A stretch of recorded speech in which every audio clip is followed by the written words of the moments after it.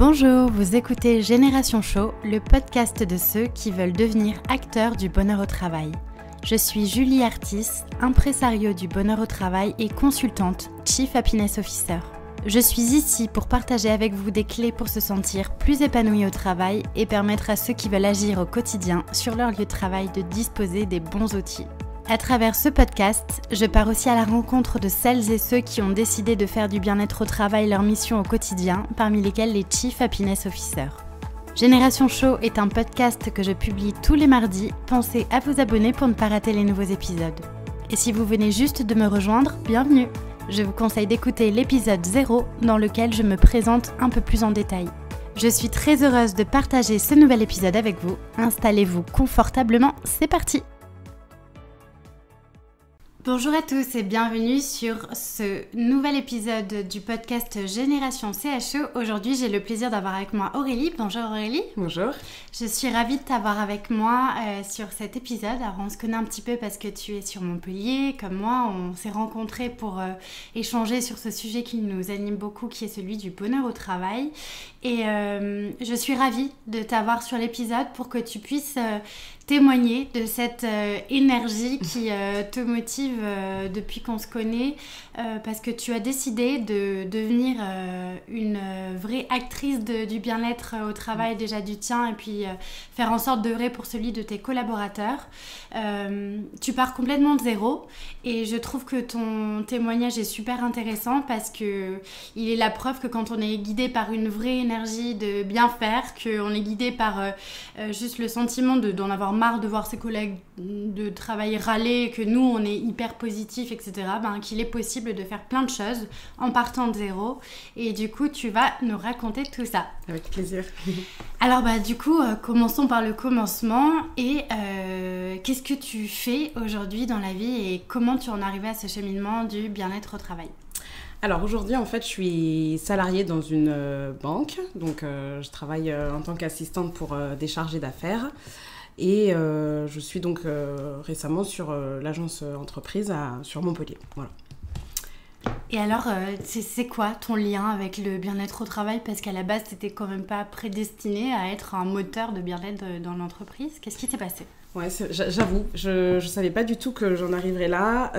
En fait, ce qui s'est passé, c'est que j'ai été mutée récemment sur cette agence-là. Et quand je suis arrivée donc, dans cette agence, j'ai trouvé le cadre sympa pour travailler. Voilà, c'est vraiment une agence moderne avec des espaces pour se relaxer, des espaces pour pouvoir jouer à la PlayStation. Enfin voilà, je trouvais que l'endroit était sympa et moi j'ai vraiment eu un sentiment de waouh, ça va être génial. Pour autant, quand j'ai fait la connaissance de mes collègues, je les trouvais beaucoup moins enthousiastes que moi à l'idée de travailler dans cet endroit-là. Et je me suis dit qu'il y avait forcément quelque chose qui était pas normal, qui était surprenant, parce que toutes les conditions étaient réunies pour pouvoir travailler dans de bonnes conditions, en tout cas à mon sens.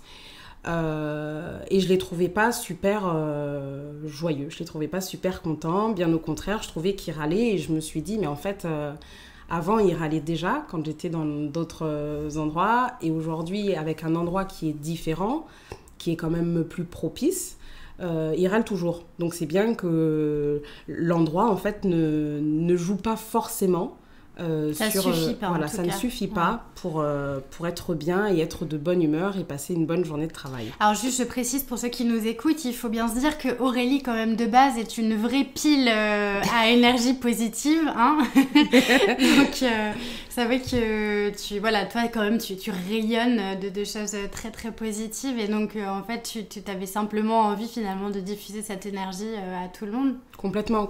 C'est vrai que on me dit souvent voilà, que j'ai la patate, la bonne humeur, le sourire, mais et je me suis dit mais je vais pas rester en fait toute seule dans mon coin à profiter de ça. c'est presque égoïste finalement.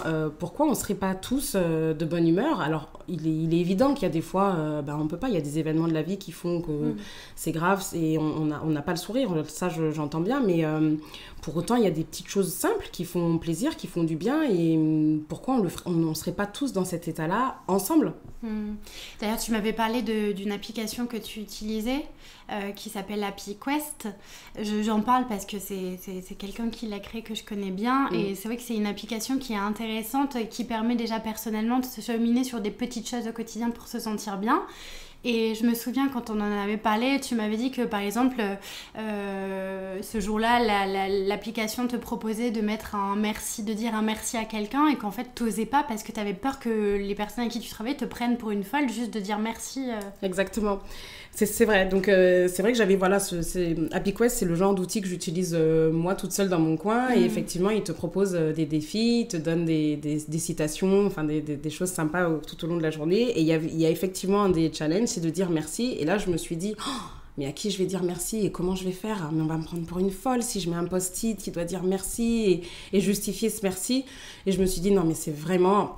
Pas possible en fait, c'est vraiment bizarre de se freiner pour dire merci, ou de se freiner et de dire mais en fait je suis hyper contente d'être au boulot quoi, avec vous en plus, c'est trop bien. C'est pas normal en fait que je sois obligée de me freiner là-dessus, donc je vais le dire en fait à haute voix et je vais en faire profiter le plus de personnes possible. Voilà, donc ça c'est le premier en fait déclic. Le constat de moi je me sens bien sur mon poste de travail. Je sens bien que mes collègues autour, c'est pas tout à fait la même énergie. Et pourquoi en fait? Pourquoi ils n'ont pas la même énergie? Qu'est-ce qui fait que, ou comment moi je pourrais participer à ce qu'on soit un peu dans la même émotion? Voilà. Et alors justement, ça a été quoi? Quelle a été la suite? Donc tu as eu cette prise de conscience-là que tu voulais œuvrer à plus, et ça a été quoi? La suite, en fait, c'est que l'univers fait bien les choses. La suite, c'est une première conférence sur le bien-être au travail que tu organises. Je décide d'y aller, j'emmène un collègue d'ailleurs en lui disant viens, on va voir cette conférence, ça peut être sympa. Il y va parce que je pense qu'il veut me faire plaisir. Tu as quand même réussi à amener un collègue de travail sur ce sujet-là, c'est déjà pas mal. Je l'emmène à cette conférence, et donc je vois une madame artiste qui nous parle de bien-être au travail. Et à la fin de cette conférence, je me dis, mais en fait, c'est ça qu'il faut que je dise, c'est ça qu'il faut que je fasse. C'est possible, ça existe. Je prends vraiment, en fait, à ce moment-là, conscience qu'il faut en parler. Et surtout qu'on a les clés, qu'on a les cartes en main pour le faire. Et c'est pas juste... C'est véritablement un état d'esprit à aller chercher, à aller travailler, et c'est possible, et je vais le dire. Et je vais le dire moi, au poste où je suis, la personne que je suis, je vais leur en parler. Voilà, je prends inconsciemment cette décision-là. Donc ça, c'est le premier déclic. Le deuxième déclic, c'est un stage en fait, que je fais sur le développement personnel, qui ne parle pas que de bien-être au travail, mais qui parle... du bien-être en général. J'ai ce deuxième déclic-là, et durant ce séminaire, en fait, il faut donner du sens à ce séminaire et se donner un défi, un projet. Et là, j'écris « Je veux être CHO », et je me pose 2 points en mettant « Crédit Agricole », point d'interrogation, l'enseigne où je travaille, ou toute seule comme une grande. Je mets ces 2 points-là, et je laisse cheminer, et l'été passe. Et je me lance et je me mets un autre défi, c'est de t'écrire pour te rencontrer et avoir un petit peu ton avis et ton expérience sur la question. Voilà. Donc en fait, il a fallu un été, disons, pour te laisser un peu cheminer sur un peu les directions que tu allais prendre. En tout cas, tu sentais en toi que tu avais envie d'aller plus loin sur ce sujet du bien-être au travail, et tu t'es rendu compte que prendre conscience que toi déjà tu pouvais t'améliorer, améliorer la façon dont tu sentais, c'était déjà quelque chose, mais tu pouvais aussi contribuer à plus dans ton organisation ou en dehors. C'est ça, c'est exactement ça. Et donc tu as eu ces déclics-là, et après qu'est-ce qui s'est passé? J'ai ce déclic, qu'est-ce qui se passe? En fait, après, c'est presque scolaire, mais j'achète un cahier, clairement, j'achète un cahier et je note pêle-mêle toutes les idées qui me viennent en tête. Je note plein de choses, je sais pas trop par quel bout commencer, je commence à être possédée et envahie par tout ça, parce qu'effectivement, quand on tire une ficelle du bien-être au travail, ça attire, ça apporte plein d'autres choses. C'est un sujet qui est tellement vaste que ça peut effectivement faire peur, ça peut partir dans tous les sens. Et du coup, j'essaie quand même de me canaliser en me disant non mais Aurélie, reste dans ton travail, commence en fait finalement par le faire au travail, de façon simple, avec tes collègues. Voilà. Et donc, je me lance en allant voir mon supérieur, ma directrice d'agence. Je lui explique simplement que je suis passionnée par ce sujet du bien-être au travail et que je souhaite en parler à son équipe. Est-ce qu'elle est d'accord ? Elle me dit oui. Elle me valide l'idée. Elle trouve que c'est une bonne idée, donc ça m'encourage. Et voilà. Et la deuxième étape, c'est que je fais mon mail. J'envoie mon mail d'invitation à mes collègues pour lancer le premier événement. Voilà. Alors, juste avant de parler à ton manager, du coup, pour lui dire tes intentions de te lancer sur ce sujet du bien-être au travail, tu as quand même vécu une période où tu étais un peu immobilisée par la peur, disons, parce que tu as touché ce qu'on connaît tous à un moment donné dans notre vie, voire même plusieurs fois, c'est ce sentiment de ne pas forcément être légitime pour parler du sujet du bien-être au travail.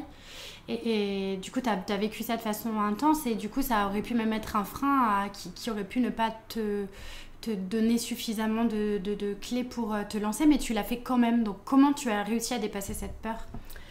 En fait, cette peur, je la dépasse parce que je prends conscience en fait que c'est pas très grave si j'ai pas les diplômes, si j'ai pas l'expérience, c'est pas très grave. Ce dont je veux parler, en fait, tout le monde y a droit, peu importe la fonction.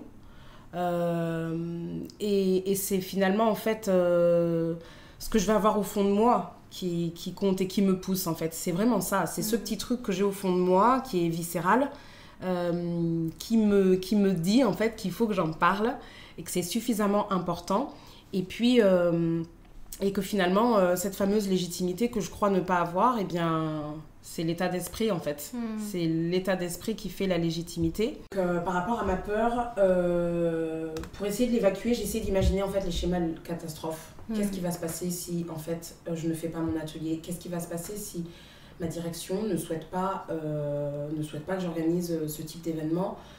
Et puis en fait, je me rends compte qu'il ne va pas se passer grand-chose. J'aurais honte. Il se passe rien en fait. Je me dis, bon, il se passera rien de spécial. Et puis après, je me dis aussi, bon, mais qui est-ce qui va te dire que c'est pas bien de parler de bien-être au travail ? Clairement. Quelle personne, un peu sensée, un peu réfléchie, va t'empêcher de parler de bien-être au travail ? Tu décides pas de remettre en jeu la politique de l'entreprise. C'est pas un sujet qui est profondément polémique. Exactement. Ouais. Aucune personne sensée ne peut te dire non, je ne souhaite pas que tu en parles. En fait, ce n'est juste pas possible. Voilà. Et puis du coup, je me dis que ce créneau-là, quand je décide d'organiser l'atelier, je me dis que je vais le faire en plus entre midi et 2, donc finalement sur la base du volontariat. Donc il n'y a pas de véritable enjeu. Moi, je veux juste en fait pouvoir en parler et après, on verra la suite. On verra la suite. Si ça prend une autre dimension, dans d'autres proportions, et tant mieux. Mais si finalement ça reste dans ce cadre-là, c'est déjà juste très très bien. Oui, et puis tu auras essayé. Voilà. Mais c'est ce sentiment de légitimité et du coup le fameux syndrome de l'imposteur dont on parle beaucoup. C'est intéressant que tu en parles et c'est intéressant ce que tu dis parce que bien souvent on angoisse pour rien et c'est vrai qu'en se disant au pire, quelle pourrait être la pire chose qui pourrait se passer si jamais je me lance et que je propose mes ateliers et que peut-être on me dise non ou que peut-être ça fonctionne pas. On se rend compte que finalement c'est pas si grave et que on n'y joue pas notre vie. Et après donc en fait. Donc du coup autant être dans l'action et tester et voir ce que ça donne. Et puis si tu dois te prendre un non ou un refus, c'est pas grave, mais au moins t'auras essayé, tu l'as fait. Alors que si tu restes dans ta réflexion à te dire oui mais et si, en fait il se passe trop de temps, les jours défilent et t'as toujours rien fait. Ouais. Donc, ça me fait penser à la citation, je sais pas si je te l'avais déjà dit, c'est le bon moment pour planter un arbre c'était il y a 20 ans et le deuxième bon moment c'est aujourd'hui. Donc en fait c'est ça, c'est ne pas attendre indéfiniment et réfléchir à se mettre tous les scénarios en tête, les pires catastrophes et juste tenter, passer à l'action et au final, en plus, bah, toi, tu vas nous raconter. Mais du coup, c'est plutôt positif ce qui s'est passé. Donc, tu nous disais que ça y est, t'es allé voir ta manager pour en parler, tu as envoyé ton premier mail pour communiquer sur le premier événement et donc le premier atelier que tu lançais pour tes collaborateurs. C'est quoi la suite? Comment ça s'est passé? La suite. Je veux juste revenir sur l'histoire des peurs 30 secondes. Oui, vas-y. Tu sais, en fait, finalement, quand tu envoies le premier mail, bah, t'as peur aussi d'envoyer ce mail-là. Ouais. Donc, tu l'envoies en cliquant de façon un peu tremblotante. En tout cas, moi, pour ma part, je l'ai envoyé comme ça. Même si je suis dans l'action, ça m'empêche pas d'avoir peur. Et en fait, derrière, tu te dis, bon, bah voilà, tu l'as fait. Et on te répond en te disant, oui, je serai là ou non, je ne serai pas là. Pas plus, en fait. Et là, tu te dis, mais... je me suis angoissée pour tout ça, pour rien en fait. Regarde, les gens ils disent oui ou ils disent non, il se passe rien de plus en fait. Et même si vous êtes à 2 à cet atelier, ben, c'est très bien, vous êtes 2, donc plus toi ça fera 3, c'est juste parfait. Ouais. Donc voilà, donc, les peurs en fait elles ne sont évacuées finalement que si tu agis, si tu le fais. Sinon effectivement tu restes dans ta peur constamment. C'est ça. Donc voilà, donc j'envoie ce premier mail, je suis ravie, j'ai des retours, j'ai des refus aussi, hein. Enfin, j'ai des collègues qui me disent non, je ne viendrai pas entre midi et 2, c'est mon temps pour moi. Très bien. Pas de souci, il faut aussi respecter ça. Complètement, ouais. Et, mais c'est dur de ne pas le prendre personnellement aussi, quand on est autant motivé par la démarche. Des fois, je parle en connaissance de cause, on se dit, oh là là, quand même, c'est dommage. Est-ce que du coup, ça vient de moi? Est-ce que c'est pas moi qui l'ai envie d'écouter? Est-ce que c'est la façon peut-être où j'ai tourné mon mail? Et c'est dur aussi de dépasser, de se dire, bah, surtout, il ne faut pas le prendre personnellement, quel que soit le retour qu'on a de nos collaborateurs. Oui, il ne faut pas le prendre personnellement. Et puis... tu peux pas être dans une démarche de soyons bien au travail si tu l'imposes et si tu ne respectes pas ce qu'en face il te dit. Je pense que déjà t'es pas aligné en fait avec ce que tu veux démontrer. Donc oui, j'ai des personnes qui m'ont dit non, moi je préfère aller au sport. Très bien. Pourtant, même si au fond de moi je me suis dit mais t'iras courir ce soir ou t'iras courir demain, on s'en fiche en fait, c'est pas grave. Peu importe, je ne le prends pas pour moi. Alors oui, effectivement, c'est un peu vexant, on a toujours peut-être un peu d'orgueil, effectivement, mais quand tu es aligné avec ce que tu veux donner, ce que j'ai envie de dire, et notamment là, le bien-être au travail, je peux pas leur en vouloir là-dessus, en fait. Et je pense même que du coup, ça te sert d'être relativement souple face à quelqu'un qui te dit non, je ne viendrai pas parce que je préfère acheter des collants fantaisie. Ben, très bien, je comprends. Si toi, c'est ton... chacun ses priorités, finalement. Si toi, c'est ton bien-être à ce moment-là, très bien. Si après, du coup, dans l'après-midi, t'arrives et t'es de meilleure humeur, à la limite, ça vaut un atelier, quoi. C'est pas grave. Et puis, peut-être que tu viendras une deuxième fois. Donc, c'est du respect aussi. T'as eu combien de retours positifs suite à ce premier email? Est-ce que tout le monde t'a répondu déjà? Ou il y en a qui t'ont pas répondu? Est-ce que, en pourcentage, qui t'a dit oui, on est partant et d'autres non? En fait, on est sur du 50%. Hein. Sur une équipe de 15, on était 8 à Nîmes et on était 5 à... Non, on était 8 à Montpellier, on était 5 à Nîmes. D'accord. Donc, c'est 50%. Je crois que finalement, ce qui agace le plus, c'est les personnes qui répondent pas. Je préfère que tu me dises non, je vais courir ou non, je vais acheter une barrette pour ma fille que de pas répondre. Bah, c'est un peu un manque de considération finalement pour toi, avoir fait l'effort d'au moins écrire ce mail. À minima, tu peux effectivement répondre. C'est vrai. Bon, ceci dit, il m'arrive aussi, moi, des fois, d'oublier de répondre à des mails parce que vraiment, à ce moment-là, j'étais sous l'eau. Donc, je peux comprendre qu'en face, on n'ait des fois pas le temps ou on est oublié. Bon, c'est comme ça. C'est pas grave non plus. Et donc, le mail est envoyé, les dates sont posées. Toi, tu commences à préparer ton premier atelier, donc du coup, il y a une nouvelle peur qui arrive, j'imagine, en se disant, oh là là, mais comment ça va se passer ce premier atelier? Alors, j'insiste aussi sur le fait que tu n'as pas parlé de Chief Happiness Officer à ce stade-là, et c'est toujours pas le cas, parce que pour toi, c'était encore trop prématuré de parler du rôle de CHO, même si dans l'âme, finalement, concrètement, ce que tu fais, c'est le rôle d'un CHO. Ouais. Mais... J'en ai pas parlé effectivement parce que je les sens pas prêts, parce qu'il va falloir expliquer quoi, CHO, etc. et que j'ai pas envie de passer du temps finalement d'en perdre à expliquer un mot. C'est du vocabulaire. C'est du détail. Voilà, c'est du détail pour moi. Le vrai fondement de la démarche, c'est la qualité de vie au travail, le bonheur au travail. Appelez-moi comme vous voulez finalement, donnez le terme qui vous convient, peu importe. Si dans le fond on arrive à toucher le vrai débat, le vrai thème, ça me suffit en fait.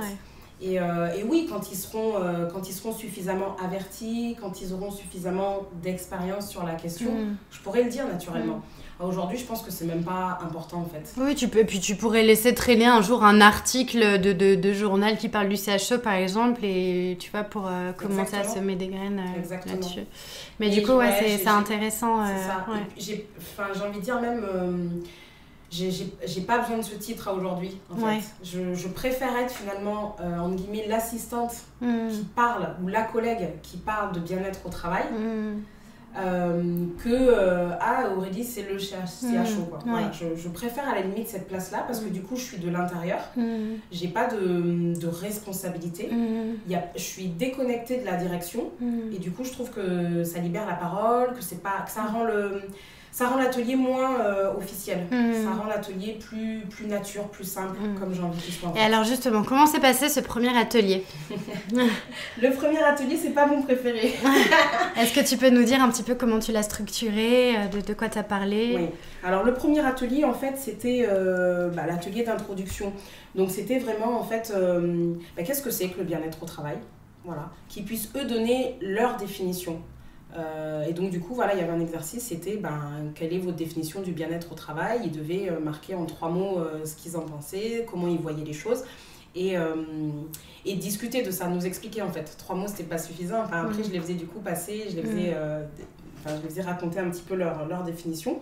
Donc ça prend du temps. Et ils se sont prêtés au jeu facilement dès le départ du coup? Ils se sont prêtés au jeu et ça c'était chouette. Et c'est là que c'est enrichissant parce que du coup tu découvres même d'autres personnes qui s'expriment différemment sur d'autres sujets où tu n'as pas l'habitude de les entendre. Et qu'est-ce que c'est nourrissant quoi, c'est chouette. C'est vraiment là aussi que c'est chouette et que ça encourage en fait à dire autre chose et à aller sur d'autres sujets. Donc voilà, le premier atelier c'était ça, quelle est ta définition du bien-être au travail? C'était de leur expliquer pourquoi je le faisais, dans quel contexte. Donc tu leur as expliqué la démarche en fait que toi tu voulais mener. C'est ça, la démarche que je voulais mener, que la direction était complètement déconnectée, bien qu'informée et d'accord, elle était complètement déconnectée, que c'était pas elle qui m'envoyait pour le faire. Que c'est vraiment un moment pour soi. C'est important que tu précises ça parce que il y en a beaucoup qui parlent d'instrumentalisation et c'est vrai que c'est quand on lance cette démarche de bien-être au travail, c'est important de préciser aux collaborateurs que c'est pas poussé, ou en tout cas ça peut être soutenu par la direction, mais c'est pas poussé à des fins d'instrumentalisation des collaborateurs. Exactement. À plus de productivité, etc. Exactement. Et ça j'ai vraiment insisté là-dessus parce que voilà, l'idée c'est que les gens puissent parler en toute simplicité et authenticité. Et c'est aussi durant cet atelier-là que je leur ai donné entre guillemets les règles du jeu. C'est de venir, d'être soi-même, vraiment, juste simple et authentique, et pas de venir avec son costume de banquier pour le coup. Mais vraiment, c'est la personne qu'on a envie de découvrir et de savoir ce qu'elle pense. Et voilà, donc voilà, donc je leur présente ça lors du premier atelier. Ils jouent le jeu. Il y avait aussi donc un exercice, c'était de donner en fait la tendance donc, sur un questionnaire rapide en fait, de pouvoir évaluer à quel niveau ils se situent sur la reconnaissance, sur le travail qu'ils effectuent, sur l'équilibre vie pro, vie perso. Donc voilà, chacun s'est mis une note en fait. Et ça donnait en fait une idée, ils se sont donné une idée de comment ils se sentaient au travail. Et je pense que à l'issue de ce questionnaire-là, en tout cas moi, quand je les ai regardés avec beaucoup d'attention, il y avait vraiment des yeux qui commençaient à s'interroger. Enfin, il y a des regards qui étaient interrogatifs, quoi. Qui se demandaient, ah ouais, c'est vrai, je me suis jamais posé la question. Et là, pour moi, c'était déjà banco, c'était déjà gagné. Voilà. C'est vrai que tu avec ce questionnaire-là, tu finalement les amènes à mettre tout le reste en pause et s'interroger réellement sur finalement comment moi je me sens aujourd'hui dans mon travail. Et c'est vrai qu'il y a beaucoup de gens qui prennent pas le temps de se poser la question. Et donc là, effectivement, tu as fait un questionnaire qui permet d'avoir une tendance. Et c'est super chouette parce que tu les pousses comme ça à faire un pas de côté et à se questionner réellement sur la façon dont ils se sentent. Donc c'est chouette, C'est ça, c'est vraiment en fait les amener progressivement à une prise de conscience sur ce qui est le bonheur au travail, sur les raisons pour lesquelles ils se lèvent tous les matins, sur les raisons pour lesquelles ils interagissent, enfin on est en connexion entre nous, qu'est-ce qui fait que, voilà, c'est prendre conscience de ça. Les responsabiliser aussi, en fait, là-dessus. Et oui, complètement. Parce que je pourrais pas... finalement, je ne pourrais pas être là pour pouvoir les aider ou les sortir d'un problème. Je suis là pour qu'ils prennent conscience que c'est eux qui ont les cartes en main. Juste ça. Parce que j'arriverai pas, en fait. J'ai aussi, moi, mes limites. Et oui, et t'as pas de baguette magique. Mais juste parce que la baguette magique, on l'a tous, en fait. On l'a tous, cette baguette magique. Il n'y a pas une personne qui décide de mettre la magie dans la vie. On l'a tous. Et moi, j'ai juste envie qu'ils prennent conscience de ça. Ils ont le pouvoir de décider.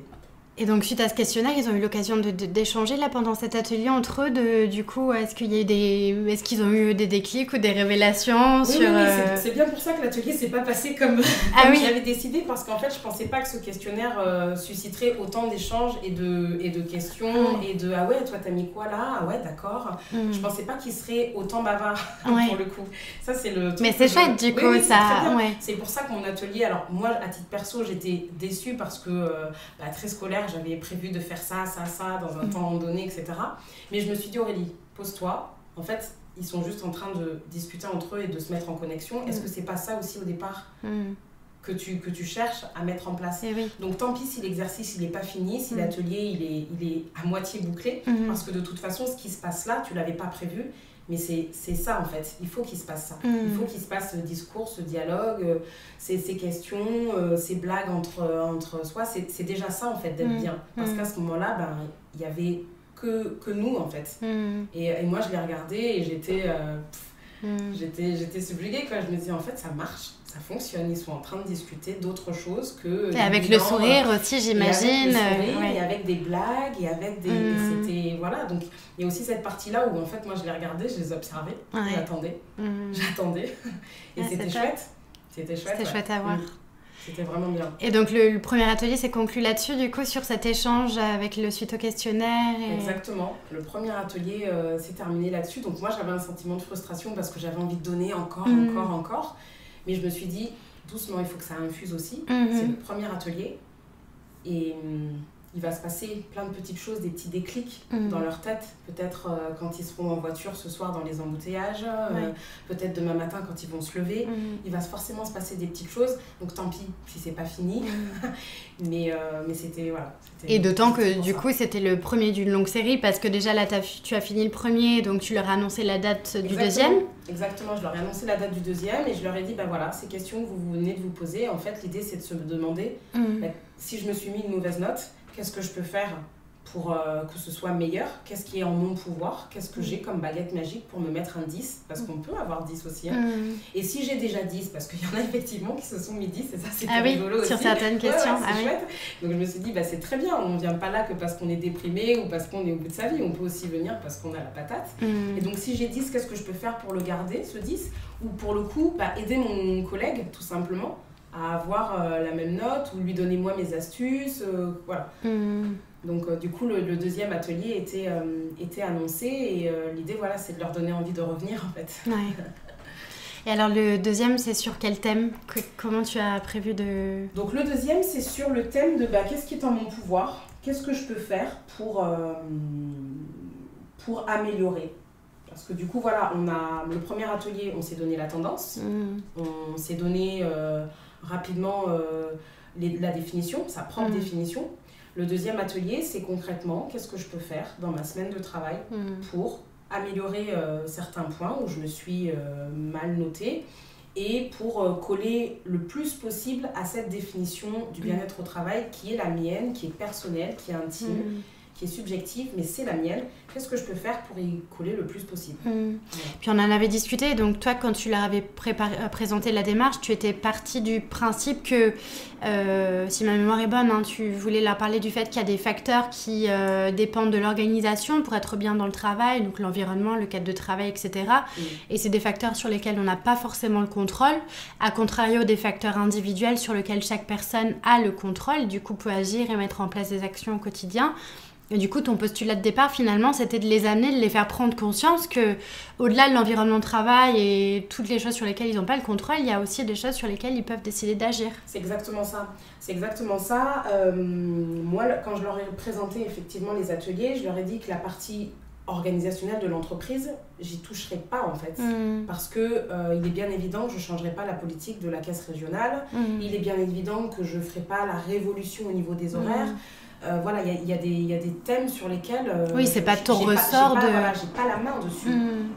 Par contre, encore une fois, c'est juste prendre conscience à titre personnel et collectivement, puisqu'on travaille tous sur le même plateau et finalement on est tous dans le même bateau pour la même cause, comment on peut faire en sorte que cette journée de travail qu'on passe ensemble de 8h à 18h, elle soit la meilleure possible, quoi. Et comment on peut juxtaposer nos définitions du bien-être au travail, les jumeler et en faire qu'une seule, en fait, qui sera la nôtre, celle de l'équipe. Et donc le deuxième atelier, vous allez réfléchir ensemble à finalement les facteurs qui génèrent un peu de mal-être et voir comment ensemble vous pouvez trouver des solutions, c'est ça ? C'est ça, effectivement. L'idée, c'est de... Alors, c'est aussi pour ça que on est dans les imperfections des ateliers, parce que ce sont mes premiers, donc je teste des choses. Hein. J'ai pas la science exacte, j'en sais rien. Et comme tu le dis, j'ai pas d'expérience là-dessus. Moi, je pars juste avec ce que j'ai à proposer. Donc, en fait, je réajuste un petit peu au fil du temps et finalement, peut-être même parfois, je réajuste pendant l'atelier. Parce que, par exemple, sur le premier atelier, j'avais prévu de faire un questionnaire avec ce qui irrite et ce qui met un peu du beurre dans les épinards dans une journée de travail. J'ai pas eu le temps de le faire. Donc, c'est difficile pour moi, sur le prochain atelier, de faire le focus sur ce qui ne va pas et de trouver les solutions. On s'est arrêté en fait à la tendance. C'est encore trop tôt. C'est encore trop tôt. Voilà. Donc c'est à réajuster et rien n'est parfait dans les ateliers que j'organise. Et je les modifie, pas tous les jours, mais presque.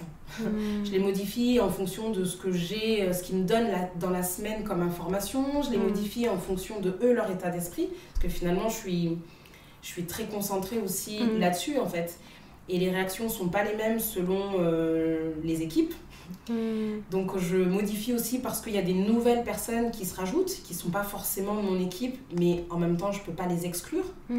Donc j'adapte aussi en fonction de tout ça. Une personne que je n'ai pas vue à l'atelier 1, qui arrive en bout de course à l'atelier 2, mais j'ai quand même envie de lui donner l'info, et ben forcément je vais le modifier en fait. Est-ce que tu as fait des synthèses du premier atelier par exemple qui ont été envoyées aux autres à l'issue de... Non, la synthèse en fait je la fais au début du prochain. D'accord. Je fais toujours une petite synthèse, donc voilà, maintenant je leur dis ce qu'on a fait l'atelier précédent, mais je n'envoie rien, je n'ai pas de support. Parce que j'ai choisi en fait de faire mes présentations sans aucun support. Je mets peut-être juste une image ou quelque chose, une affiche. Parce que toute la journée en fait ils sont sur écran, on est sur écran. On est sur ordinateur, on a nos portables pro. Et à ce moment-là, je veux pas être parasitée par tout ça. Déjà parce que moi, je veux être concentrée sur eux, sur ce qui va se dire. Et aussi parce que je veux qu'eux soient juste avec eux-mêmes en fait. J'ai pas envie qu'il y ait un écran ou qu'eux prennent des notes. Juste, je veux, à la limite, je sais très bien que durant cet atelier, ils n'auront pas tout retenu, mais ils auront retenu peut-être qu'une chose et ce sera pour eux le plus important. Et ils vont ce sera leur pépite à eux. Voilà, ce sera leur pépite à eux et moi ça me va. Mais c'est génial tout ce que tu racontes parce que moi je trouve que déjà, alors effectivement tu es partie de zéro comme je le disais en introduction, tu n'avais pas forcément de bagages et en fait je trouve que c'est complètement dingue le cheminement que tu as fait en même pas, je sais pas, 2-3 mois, même pas. Et ça montre bien qu'en fait, que quand tu fais les choses avec le cœur et avec l'énergie que tu y mets, en fait, ça fonctionne. Et là, tu vois, de ce que tu viens de dire, moi, je me suis notée imperfection, juste se dire, ok, tout ce que je fais, c'est pas parfait, mais tant que j'expérimente et que je passe dans l'action, c'est super important. T'es super réactive et à l'écoute aussi, ça veut dire que tu disais être très scolaire, t'avais prévu un atelier millimétré dans le temps avec exactement tout ce que tu devais aborder. En fait, t'as été ultra agile et ultra réactive parce que tu as su avoir cette qualité humaine d'être à l'écoute et de vraiment rebondir sur ce qu'étaient en train de vivre les gens et tu voulais pas les couper dans ce qu'ils vivaient et je trouve ça génial quoi. Finalement tu mets vraiment le cœur et l'humain au centre de tout et pour moi c'est ça en fait les fondations du bien-être au travail quoi. C'est parler avec le cœur, avec authenticité, pas se lâcher sur ses imperfections et surtout le faire dans la simplicité. Tu disais ne pas avoir Tu t'es pas pris la tête à faire des supports, à faire 40 000 affiches, enfin voilà. Et au final, ça fonctionne parce que là, t'as lancé la dynamique. Et parti comme ça, on en est qu'au début, mais enfin, il y a des chances qu'on en reparle dans 12 mois, tu vois. Enfin, ce sera allé probablement bien loin, quoi. Donc c'est top. C'est vraiment ça. En tout cas, moi, mon credo quand je fais les ateliers, c'est simple, avec beaucoup d'humilité et juste les personnes qui sont en face de moi et qui travaillent avec moi. Et c'est ça, en fait, en tout cas, j'essaie de suivre ça le plus possible. Et tout ce qu'il y a autour, je vais pas dire que c'est pas important, mais presque en fait. C'est limite du détail en fait. C'est, ce qui importe pour moi, c'est les personnes qui vont être en face de moi, avec qui je travaille. Pourquoi je suis en train de faire ça? Et surtout vraiment dans la simplicité, parce qu'on y rajoute des fois trop de choses. On se pollue en fait avec des choses qui finalement nous mettent des bâtons dans les roues. Et j'enlève tout ça en fait pour que ce soit le plus neutre, le plus simple. Alors je rebondis un petit peu sur les bâtons dans les roues. Est-ce que malgré tout, il y a des personnes dans ton organisation qui t'ont mis des bâtons dans les roues ou qui ont regardé un peu ta démarche sous un œil un peu réticent, perplexe? Est-ce que t'as fait face à ça? Je pense que j'ai eu c'est que du ressenti, hein. J'ai eu des ressentis pas super top, on peut le dire comme ça. Mais c'est pas grave parce que face à tous ceux qui sont venus et qui sont positifs, ça me va en fait. Donc toi, tu as choisi réellement de concentrer ton énergie à ceux qui oui, parce que ceux dont j'ai pas le contrôle, je vais pas aller lutter et perdre de l'énergie alors que je pourrais donner mon énergie à tous ceux qui attendent et qui sont prêts à m'écouter. Donc je balaye ça assez rapidement. Parce que quand on n'a pas le contrôle, il faut juste laisser ça de côté, quoi. Et puis, je me laisse l'espoir de me dire, ils vont peut-être changer d'avis et reviendront, mais c'est pas grave. Ouais. Et tout à l'heure, tu me parlais un petit peu de l'avant-après. Donc là, voilà, je rappelle encore une fois que tu en es au tout début. Et déjà, tu remarques qu'il commence à y avoir des changements dans les énergies, dans l'ambiance. Et oui, c'est assez fou, en fait. C'est assez fou, j'entends des réflexions de collègues... qui disent ah oui mais je sais pas ce qu'il a en ce moment, il arrête pas de me faire des compliments. Enfin c'est quand même fou quoi. C'est une collègue qui le dit à une autre collègue. Alors oui, je suis là et je l'entends. Et donc voilà, il y a des petites choses comme ça. Je reçois des messages, des mails sympathiques. J'ai reçu un cœur une fois dans ma boîte mail. Stéphanie, voilà, elle m'envoie un cœur, donc ça fait plaisir. Et sans aucun commentaire. Et quand on s'est revus après dans la journée, on s'est juste regardé. Et tout était dit en fait. Il y avait pas plus. Et ça, c'était bien. Je me suis dit, waouh, elle a fait son premier petit pas à elle, en fait. Elle a donné de la générosité, de l'amour. Oui, au travail, on peut donner de l'amour comme ça, sans rien de plus. Et c'était fort, c'était bien. En fait. Et j'ai eu la pudeur, moi, de ne pas rebondir dessus, de pas en rajouter, parce qu'en fait, ça suffisait. Il n'y avait pas besoin de plus. Et du coup, par rapport à cette fameuse peur de légitimité, sachant que maintenant il y a un avant et un après positif déjà après ce que tu as mis en place, est-ce que cette peur de ne pas être légitime, crédible, est-ce que tu la ressens toujours? De moins en moins. De moins en moins. Aujourd'hui, je sens bien qu'ils se disent bon, Aurélie, c'est son truc, c'est son histoire, donc très bien, c'est ça, c'est exactement ça, c'est mon truc, c'est mon histoire qu'on va partager ensemble. Mais effectivement, vous avez le droit de me pointer du doigt avec cette étiquette-là, elle me va. Donc non, j'ai plus peur en fait, parce que j'ai fait le premier pas. J'ai fait le premier pas, c'était de lancer le premier atelier. Maintenant, il y a d'autres peurs qui naissent, mais c'est plus les mêmes, elles n'ont pas la même intensité. C'est peut-être la peur, encore une fois, de vouloir faire super bien alors qu'en fait on s'en fiche. Et que finalement... l'atelier, comme je le prévois, il se passe jamais en fait comme ça. Ça se passe jamais comme prévu. Ça se passe jamais comme prévu, donc je me laisse cette marge d'imprévu et de c'est pas bien. Et après, cette peur-là, j'en ai besoin, enfin elle est nécessaire pour que je puisse garder en fait la bonne distance, le bon regard, pour être le plus juste possible et pas m'égarer en fait. Voilà. Donc elle me va bien. Et parlons un petit peu juste de gestion du temps, parce que du coup, tu as quand même un métier, t'es pas payé pour faire des ateliers de bien-être au travail. Et c'est souvent le cas du coup de personnes qui sont aussi CHE dans les organisations, c'est qu'elles ont déjà une fonction principale à faire durant la journée. Comment tu t'y es pris du coup pour t'organiser et lancer tout ça ? Je le fais sur mon temps perso. Je le fais sur mon temps perso et ça ne me pose aucun problème à aujourd'hui. Parce que c'est une vraie démarche en fait. Mais t'es passionnée, enfin t'es... Voilà, ouais. Je suis passionnée. Demande à n'importe quelle personne de faire ce qu'elle préfère le plus. Elle sera ravie de le faire avec ou sans notion d'argent en fait. Ça ne me touche mais pas du tout. Ça ne m'intéresse pas même finalement. Enfin, ça ne... C'est pas du tout dans tes projets pour l'instant de demander par exemple à ton manager d'allouer une demi-journée par semaine sur... c'est pas du tout. Ouais. Pas du tout. C'est pas du tout dans mes projets. J'ai encore besoin et envie de prouver en fait l'intérêt de la démarche. Je veux que mes collègues puissent d'eux-mêmes en parler et faire une espèce de bouche à oreille pour que la direction finalement dise mais qu'est-ce qui se passe, qu'est-ce que vous faites en fait, j'entends parler de vous, enfin pas forcément de moi Aurélie Moore mais j'entends parler de vos ateliers, qu'est-ce qui se passe, j'aimerais que ce soit les autres qui puissent susciter en fait l'intérêt par la direction. Voilà. Et d'ailleurs, petite parenthèse, on n'en a pas trop parlé, mais effectivement, t'as pas fait une demande à la grande direction, t'en as juste parlé à ton N+1, à ton manager. Exactement. Qui t'a dit OK, qui t'a donné carte blanche pour faire ce que tu voulais faire hors temps de travail, finalement, pendant entre midi et 2. Et qui a accepté de déborder, qui m'a dit j'accepte que tu puisses déborder sur les horaires de temps de travail, il n'y a aucun problème. Donc ça, c'est aussi un signe de soutien, finalement. Donc c'est chouette. Mais par contre, sur les ateliers, ton manager n'était pas présent, hein, c'est ça? Oui, j'ai souhaité qu'il ne soit pas présent. Parce que je pense sincèrement qu'on ne parle pas de la même façon quand son manager est là ou qu'il n'est pas. Même si cette personne est très bien, elle est à l'écoute de tout. Oui, et ce qui n'exclut pas de la ramener après ensuite dans d'autres...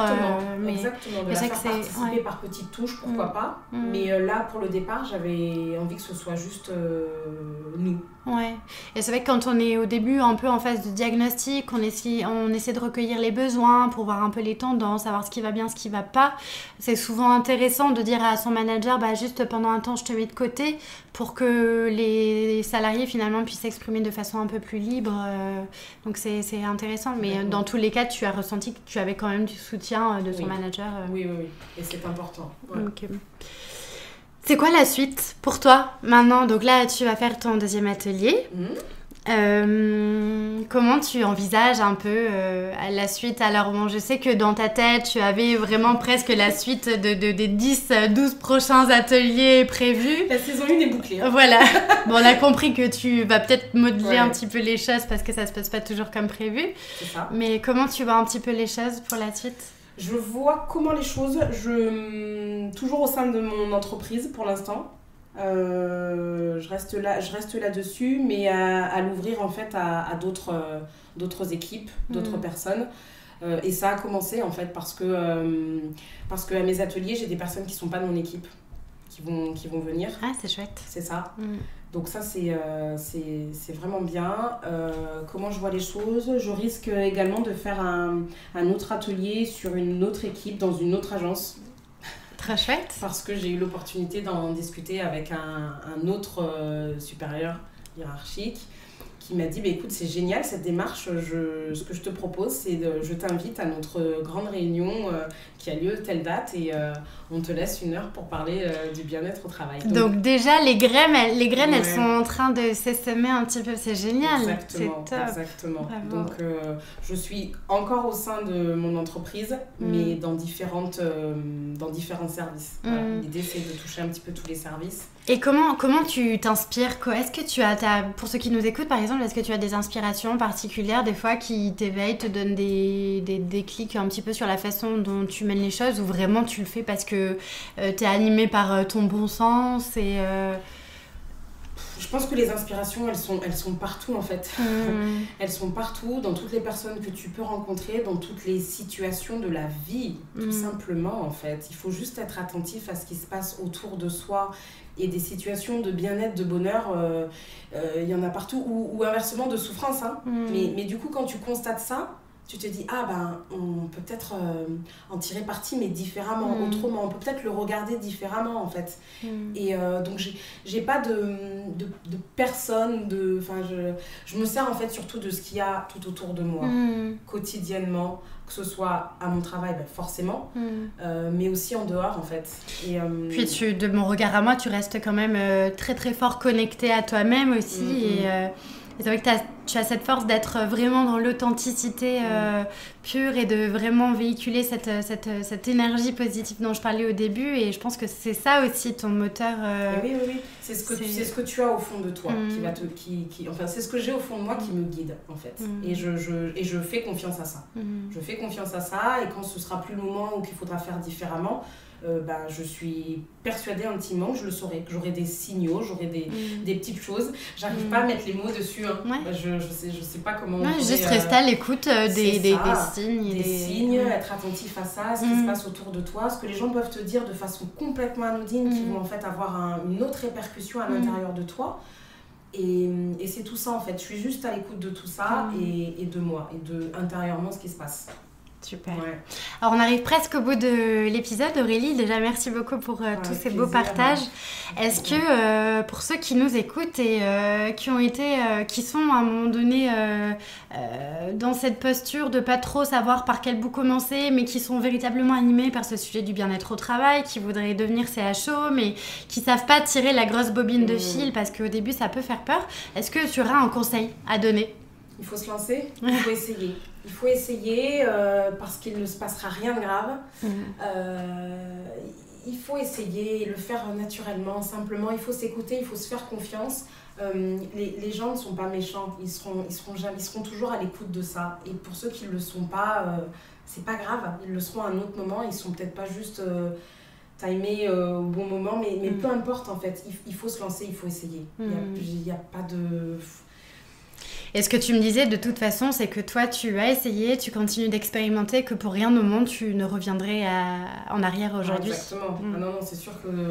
On est sûr qu'on a pris le bon chemin quand on regarde en arrière et qu'on n'a pas envie d'y retourner. Aujourd'hui, voilà, j'ai pas envie de retourner, de repartir en arrière, donc je pense que je suis sur le bon chemin. Après, quelle sera la tendance de ce chemin ? Est-ce qu'il sera sinueux ? Est-ce que ce sera une autoroute ? J'en sais rien. Mais pour autant, je suis dessus et je vais continuer. Et ce sera le mot de la fin. Du coup, merci beaucoup Aurélie pour cet échange. Merci, et je te souhaite plein de bonnes choses. Et du coup, je pense que tu es sur le bon chemin, effectivement, sur cette autoroute du bien-être au travail. Merci beaucoup. Merci Julie, à bientôt. Et pour ceux qui nous écoutent, j'espère que l'épisode vous a plu et vous a inspiré. J'ai pas de doute là-dessus et je vous retrouve pour un prochain épisode. Salut! Voilà, c'est tout pour aujourd'hui. Mille merci d'avoir écouté jusque-là. Une dernière petite chose avant de nous quitter, si le podcast vous plaît, je vous invite à m'écrire un petit commentaire ou à me mettre 5 étoiles. C'est le plus simple pour m'aider à faire connaître le podcast et ça me fera aussi très plaisir. Si vous souhaitez me contacter, me poser des questions ou bien m'envoyer vos feedbacks, je serai ravie de vous lire et de vous répondre. Vous pouvez me retrouver sur mon compte Twitter @julieartis ou sur Instagram avec le pseudo Génération Show. Encore un immense merci et je vous dis à très vite pour un nouvel épisode.